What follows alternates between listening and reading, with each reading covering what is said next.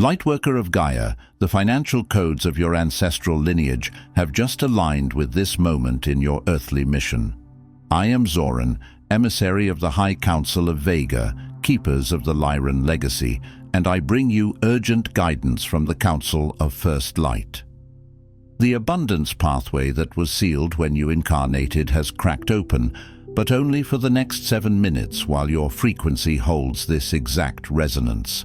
By the end of this transmission, you'll understand exactly how to anchor this financial activation into your physical reality and stabilize the abundance flow before this energetic window closes. But here's the first revelation. This isn't random timing. The Lyran Elders have been watching your recent inner shifts, your resilience through the darkness, and the sacred codes you've unlocked without even realizing their power. What's happening right now is the direct result of your soul's preparation. The higher realms don't release financial activations lightly, Starseed. This abundance gateway opened because you finally achieved the frequency match your original blueprint required. Your Earth mission demanded this level of spiritual maturity before the material support could flow without disrupting your purpose. The Council timed this precisely because your next phase of service requires financial freedom. The work you came here to do, the light you came to anchor, the healing you came to facilitate, all of it depends on you claiming this abundance activation right now. This moment will not repeat in your current incarnation cycle. You are awakening because your mission has begun. Council opening. Why this transmission is being released. Now, Lightworker, stand present. This message is not routine counsel.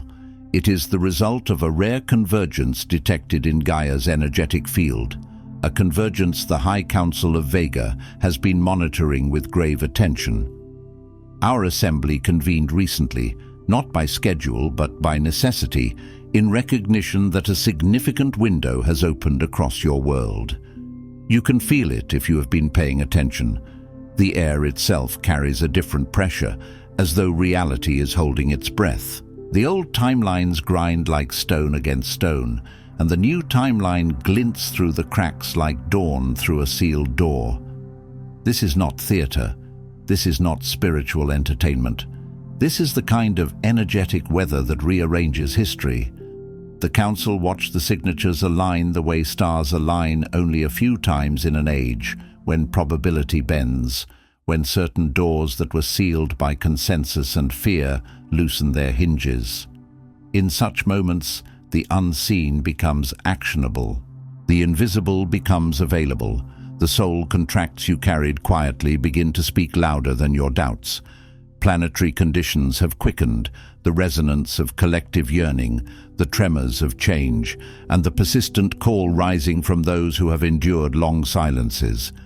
Even those who never spoke the language of spirit are whispering the same prayer in different words. Let something change. Let something open. Let there be relief. Let there be meaning. This yearning is not weakness. It is a beacon. It is the sound of the human family pressing its face against the glass of an old world and realizing it can no longer pretend it is satisfied. The tremors you see in systems are not random. They are symptoms of an ancient correction. The structures that were built without soul, structures of exchange, governance, labor, value, are shaking because the frequency of Gaia is no longer compatible with deceit that has been normalized. Scripture across Earth's lineages has always hinted at such seasons. Behold, I am doing a new thing. Now it springs forth. Do you not perceive it? And perception is the test, not whether the world changes, but whether you recognize that it is changing for you, through you, because of you. The financial and material structures of Gaia tremble, offering passage only to those whose inner alignment is now exact. Many have tried to force their way through collapsing gates with old identities, old bargains, old masks, and they find the gate will not open, not because the universe is punishing them, but because the gate is frequency-based. It is resonance, not merit, that determines access. You do not walk into the next era by proving you can suffer. You walk into it by proving you can hold light without flinching and hold resources without distortion.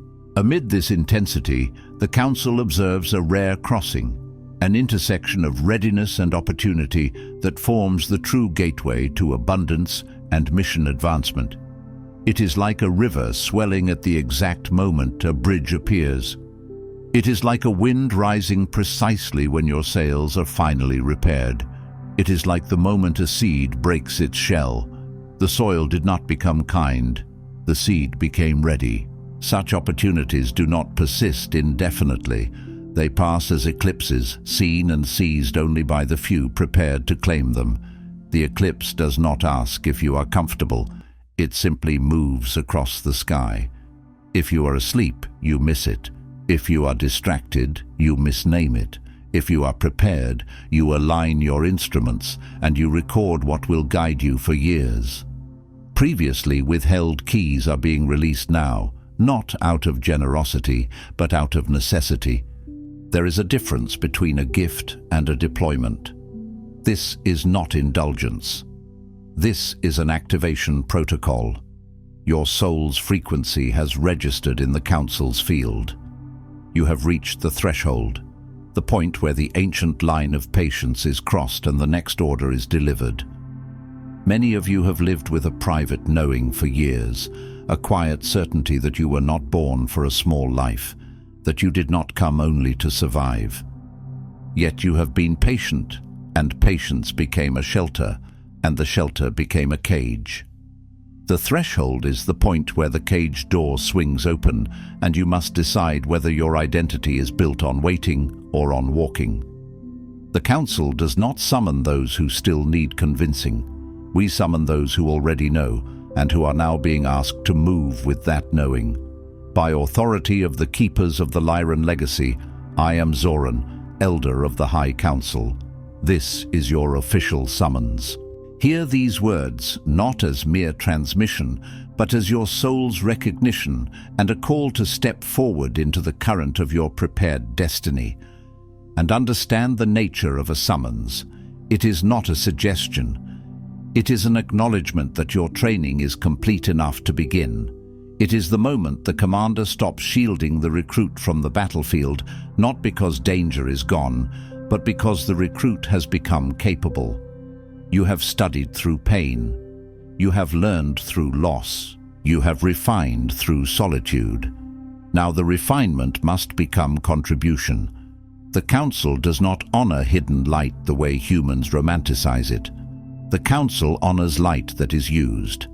A lamp under a bowl may feel humble, but humility that withholds medicine is not virtue. It is fear dressed in sacred language. The distortion that must be corrected. The lie keeping Lightworkers dormant.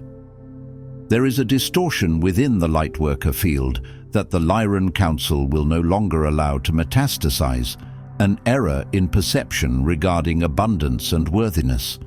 It is the lie that spiritual assignment and financial reward are at odds, that seeing gateways of abundance open is a sign of ego, not alignment. Many of you have been taught by ascetic traditions, by the trauma of wounded lineages, by the fearful voices of the world, that the pursuit of prosperity is a divergence from purity, a distraction from service. This teaching is older than your current name. It is threaded through monasteries and marketplaces, through family tables where money was fought over, through churches where the poor were praised and the powerful were condemned, through communities where anyone who rose was suspected. The seed of this lie is subtle. It suggests that holiness equals lack, that devotion equals depletion, that if you are truly called, you will be willing to go without. But examine the deeper mechanism. This lie does not create saints. It creates controlled servants. It does not keep the heart pure. It keeps the hands empty. It does not prevent ego. It prevents influence. For when the Lightworker lacks resources, the Lightworker's reach is shortened. Their voice becomes intermittent. Their energy becomes rationed. Their mission is forced into corners, treated like a hobby, squeezed into weekends and late nights, while the systems that harm Gaia remain fully funded, fully staffed, fully amplified. The distortion originates from centuries of suppression. Vows of poverty seeded to control wisdom keepers, social systems that equated spiritual devotion with material sacrifice, and group consciousness fields riddled with anxiety around selling out, or the poisoning of purpose by wealth. Consider how often the wise were forced into secrecy.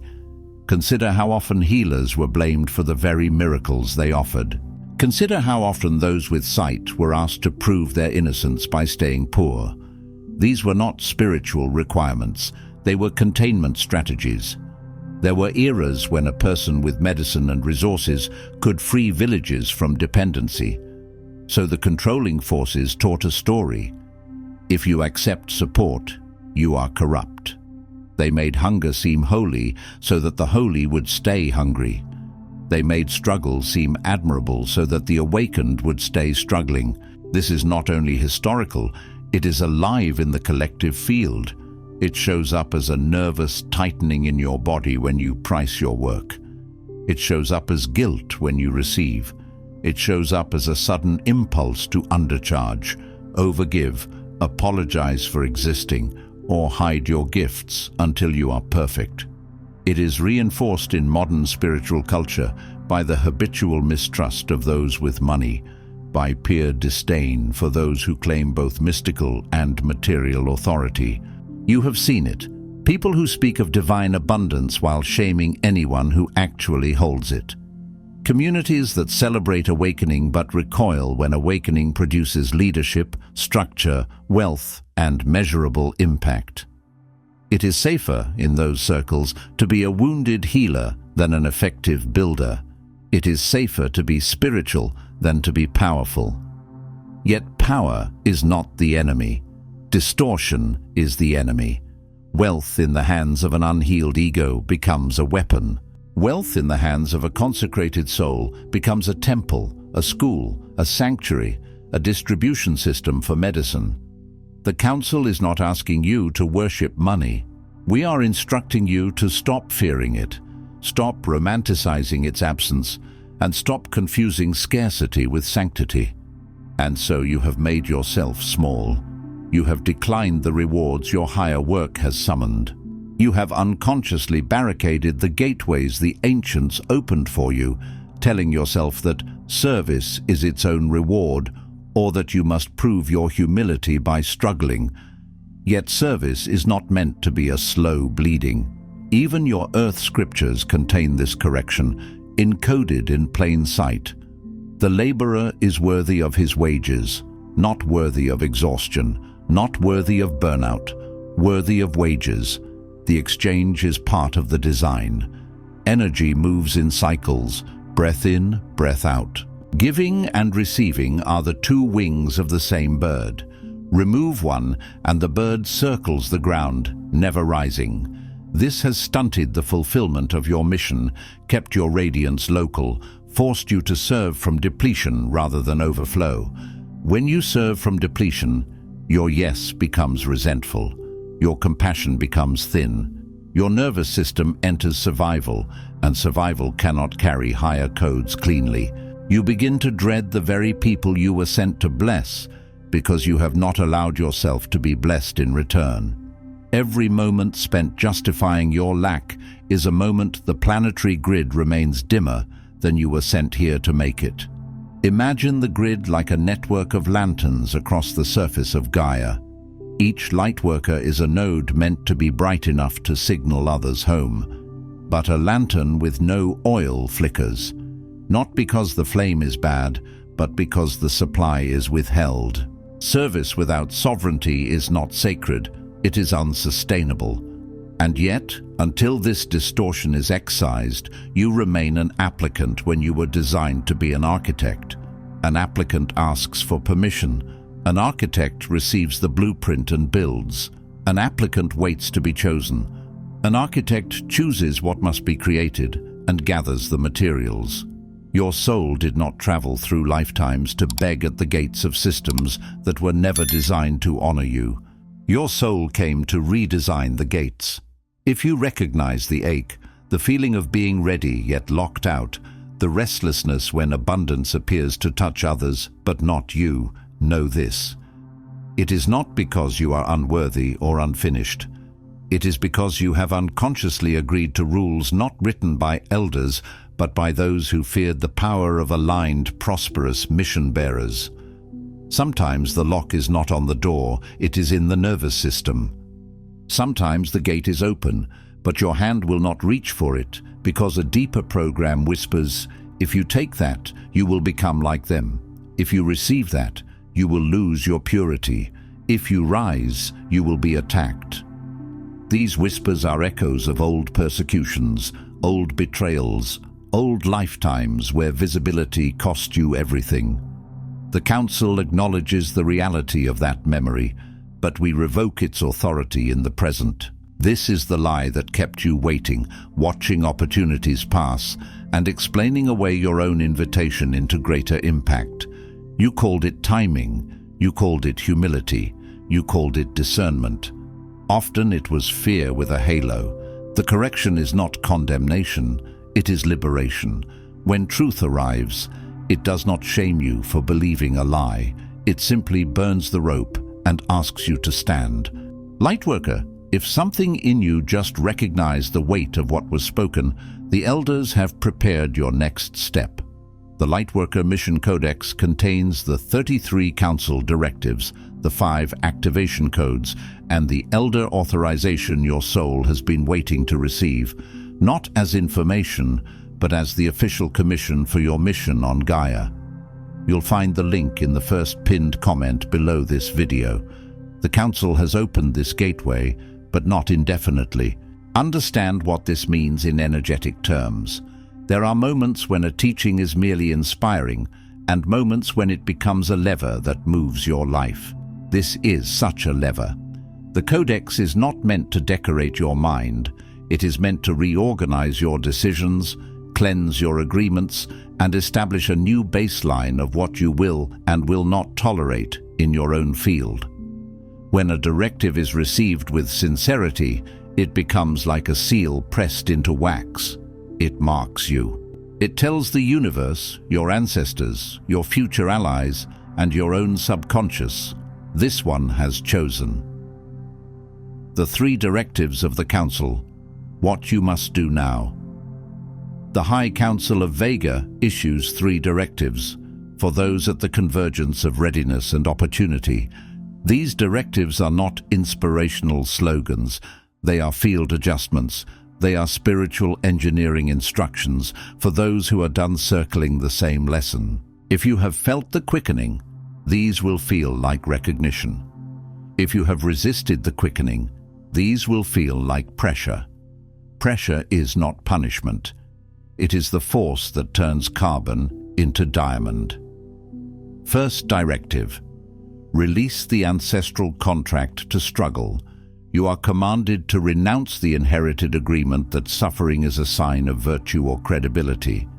This contract was forged in eras where wisdom was hunted, where visibility meant danger and survival required smallness. Many of you carry stories in your blood. A grandmother who worked herself into illness, a father who believed rest was laziness, a lineage that equated love with sacrifice until nothing was left. Some of you carry spiritual lineages where the teacher was revered only if they were impoverished, where spiritual authority was measured by how little one needed. Others carry the trauma of sudden loss, where having something meant it could be taken, so the psyche learned to want less in order to hurt less. But this contract is not your covenant, it is an inherited spell. Gaia no longer requires you to pay in pain for every step forward. There was a time when pain was the tuition because the classroom was hostile, but the curriculum has advanced. What matters now is your capacity to allow, not to endure. Allowing is not passive. Allowing is courageous. Allowing requires you to let good reach you without flinching, to let support land without suspicion, to let ease be real without immediately sabotaging it to prove you are still good. Every time you dismiss or decline an abundance gateway, you reinforce the old grid of scarcity in the collective. You send a signal into the field that says, even light must suffer, and others who are watching, consciously or unconsciously, take that as permission to remain bound. You do not liberate others by remaining shackled. You liberate by leaving the cell, by allowing the efforts of your soul to be acknowledged and supported in form. Picture a prison door swinging open. One person stays inside to prove loyalty to those still trapped. Another walks out and returns with tools, keys, maps, and medicine. Which one serves the most? Begin by declaring, out loud each morning, that you release the vow of service through suffering and realign your nervous system to abundance as your natural state.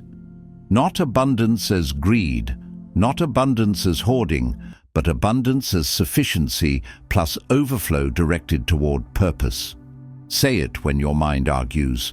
Say it when your stomach tightens. Say it until your body believes what your soul already knows. And then take one physical action that agrees with the declaration. Clean your space as though you expect new opportunities to enter. Organize your finances as though you are willing to steward more. Rest as though rest is part of the mission. Refuse to romanticize exhaustion. You are not here to be a martyr on Gaia's altar. You are here to be a living conduit, and conduits must be maintained. Second directive. Activate purposeful receptivity. It is not enough to allow abundance. You must become an active participant in the harmonic exchange between your mission and your material reality. Receptivity is a skill. It is a posture of the soul and a discipline of the mind. Too many of you have separated your spiritual work from the currency of creation, unwilling to claim the reciprocal flow that true service unlocks. You have treated your gifts like contraband, something you must hide or give away quickly so no one accuses you of valuing them. But the universe is built on exchange. The soil receives seed and gives harvest. The lungs receive air and give breath. The heart receives blood and sends it onward. When you block receiving, you distort giving. You become the dry well that insists it can still water the village. When you stand in unapologetic readiness, when you claim your role as a necessary agent of planetary upliftment, the universe, and those with the resources to support you, recognize your signal. This changes everything. Opportunities accelerate. Supportive alliances appear. Material support flows where hesitation previously dammed the current. People who are meant to fund your mission begin to find you. Contracts align. Doors that required years begin to open in weeks. Not because you forced them, but because you stopped broadcasting mixed frequencies. Receptivity must be purposeful because abundance without purpose can seduce, distract, and dilute. Purpose keeps receptivity clean. Practice direct, conscious receiving. When support or payment is offered, meet it with yes and thank you, not apology, not justification. Notice how often you say, "Oh, you don't have to," when someone wants to bless you. Notice how often you discount your worth before anyone else can. That reflex is the old contract attempting to survive. Replace it with a new reflex. Gratitude without shrinking. Let thank you be a complete sentence. Let your face soften when you receive. Let your shoulders drop. Let your body learn that receiving is safe. Set the frequency of mutual benefit in every transaction. Mutual benefit means your client is nourished and you are nourished. Your audience is uplifted and you are supported. Your community is served and your household is stable. This is how abundance and impact become mutually reinforcing, not mutually exclusive. And remember, money is only one expression of support. Receptivity includes being willing to accept help, mentorship, introductions, platforms, collaboration, time, childcare, transportation, space to create. Some of you reject help because you fear dependency, yet interdependence is not dependency. It is the architecture of healthy worlds. The lie told you that you must do it alone to be pure. The Council instructs you to do it supported to be effective. Third directive: protect your Council-aligned vision from the noise of lesser desires. As abundance flows, the world's projections and lower field distractions will increase. This is a law of polarity. When you brighten, you cast a sharper shadow, and those who have made peace with dimness will call your light too much.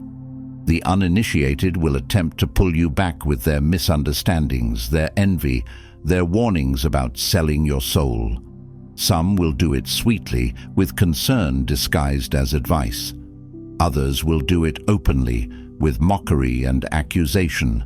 This is not new. Even in your scriptures, those who carried authority were tested in the wilderness, tempted with shortcuts, offered kingdoms without consecration. Guard your vision with the ferocity of a builder safeguarding sacred plans. A builder does not lay blueprints in a marketplace for every stranger to critique. A builder measures, reinforces, and locks the site at night. Sharpen your discernment. Only accept partnerships, investments, or opportunities that amplify, not dilute, your core mission directives. Amplify means the offer strengthens your message, expands your reach, protects your energy, and increases your capacity to serve. Dilute means the offer flatters you but steals your time, entangles you in drama, demands you soften your truth, or trains you to perform rather than transmit. Schedule sacred time weekly to reconnect with your original brief from the elders, not as a ritual of nostalgia, but as maintenance of alignment. Sit in stillness until the noise settles. Ask yourself, what did I come here to build? What did I come here to heal? What is the next right step that honors my mission?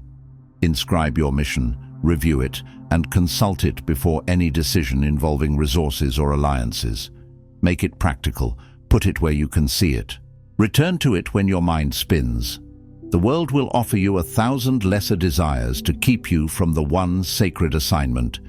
You must become both gatekeeper and ambassador, welcoming what supports, repelling what distracts. Gatekeeper is not hardness, it is devotion. Ambassador is not people-pleasing, it is leadership.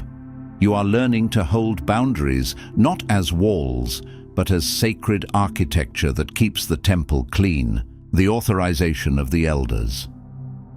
The permission. Your soul has waited for now.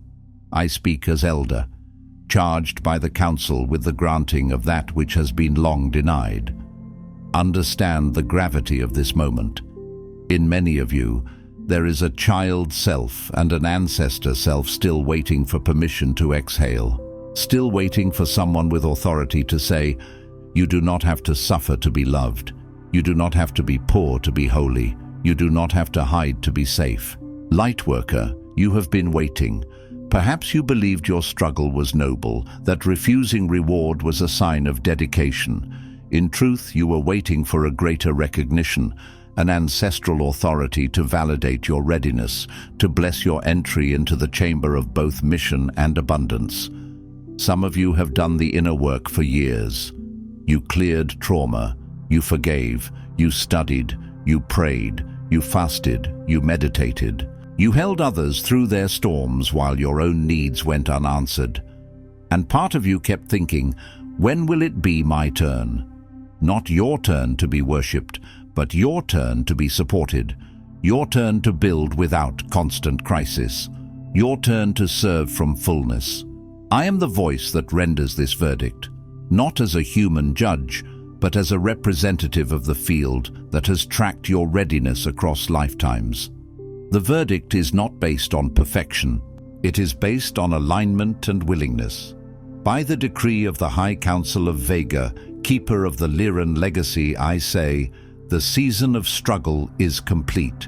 The era of earning your worth through absence, silence, or scarcity is closed.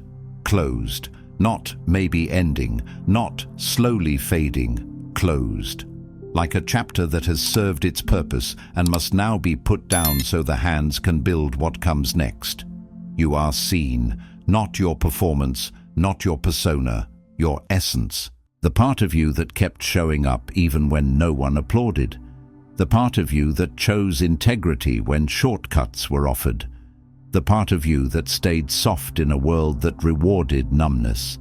You are not punished for your longing. Longing is not sin, it is signal.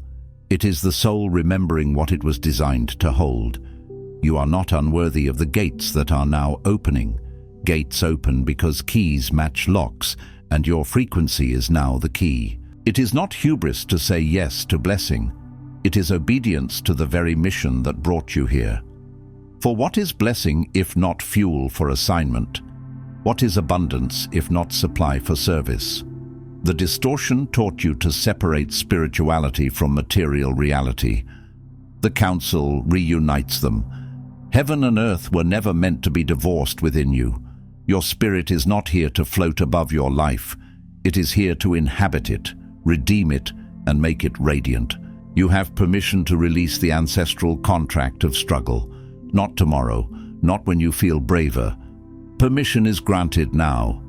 You have permission to claim the abundance that recognizes your alignment. Claiming does not mean grasping. It means agreeing. It means allowing what is already yours by frequency to land in form. You have permission to let your impact be funded by the field, fully, repeatedly, and joyfully. Joyfully, because guilt corrodes receiving. Joyfully, because joy is not frivolous. It is evidence of alignment. You have permission to build and lead, not just to heal and contain. Some of you have been the quiet container for everyone else's growth. The Council now instructs you to become visible in your authority. Leadership does not mean domination. It means direction. It means you become a lighthouse, not a life raft. The elders have spoken your name in full recognition. Your commission is activated. From this moment, you are not merely allowed, but instructed to thrive. Thriving is not selfish when your thriving becomes infrastructure for others. Thriving is not indulgence when your thriving becomes a distribution channel for wisdom, healing, education, stability, and hope. Thriving is not ego when your thriving remains accountable to mission. Mission activation, closing. Your service begins. Now reflect on what has occurred. The era when you waited to be chosen has ended. Many of you have lived as if the spiritual world is a locked temple and you are outside, hoping a gatekeeper will nod. But the truth is harsher and kinder. You are the gatekeeper. You have been holding your own door shut with old vows and borrowed beliefs. The ancient field recognizes your readiness. Abundance, purpose, and high service are not at odds, but coalesce when your frequency, your will, and your humility are in accord. Humility is not pretending you are small. Humility is remembering the source while you become effective. Humility is stewardship. It is the ability to hold power without worshipping it. This transmission carries energetic codes, but action is what will root them into Gaia. Codes without embodiment are like seeds left on a table. Gaia is soil. She receives what you plant through choice, repetition, and courage. Before you sleep tonight, stand with both feet on the ground, place your hand on your solar plexus, and speak these words aloud. I release the lie that I am not ready. I activate my voice as an instrument of service. I protect my sacred energy for the mission I came to fulfill. By the authority of the Lyran Elders, my waiting ends now. My service begins. And as you speak, do not merely recite. Feel the words descend into the nervous system. Let the body register the shift. The solar plexus is the seat of will, of self-definition, of sacred confidence. When you place your hand there, you are telling your inner child, your inner warrior, your inner mystic, we are together now. We are not abandoning ourselves anymore. If emotion rises, let it. Tears are not weakness. They are evidence that an old contract is dissolving. If fear rises, bless it and proceed. Fear is not a stop sign. It is a threshold guardian. This concludes the Council's transmission, but initiates your next era. You are no longer in preparation. Many of you have hidden behind preparation because it felt safe, but preparation can become procrastination when the soul is called to act. Let every act, especially those involving abundance, signal your authority to yourself and your field. Pay attention to small moments, the invoice you send, the boundary you hold, the offer you accept, the help you allow, the rest you permit. These are not mundane details, they are declarations to the grid. They tell the collective what is possible for an aligned being. Act before you feel complete. Trust that your mission matures through motion, not delay. A river becomes powerful by flowing, not by rehearsing flow. A voice becomes strong by speaking, not by waiting for perfect words. A leader becomes clear by leading, not by endlessly studying leadership. I am Zoran. The elders bear witness. Gaia does not require asceticism. She demands your activated devotion, richly resourced and boldly expressed. Richly resourced does not mean flashy. It means stable. It means supplied. It means you have what you need to keep your word, to show up consistently, to serve without resentment, to build what you were sent to build. Boldly expressed does not mean loud. It means unhidden. It means you stop editing your light to make others comfortable in their dimness. You are the one the elders have been waiting for. Your mission has begun. Before you scroll, take a moment to declare your activation in the grid of service forming here. Drop one statement in the comments. Which directive hit you the hardest? Or what you're now ready to release, activate, or protect. Then respond to another Lightworkers declaration with recognition. This isn't content, it's collective mission activation. The Council witnesses those who speak their commitment aloud. If this transmission activated something in your soul, do not keep it to yourself. Another Lightworker in your orbit is waiting for exactly this correction and authorization. Share it. And if you felt the elders speaking directly to you, subscribe. Stay connected to the Lyran field. You're not just watching, you're being commissioned. This is your sacred space. The High Council of Vega is witnessing you, and your mission has officially begun. If this transmission spoke to you, don't just walk away from it. Respond to it. Help carry this message further. Every act of support helps this transmission find the next starseed who needs it.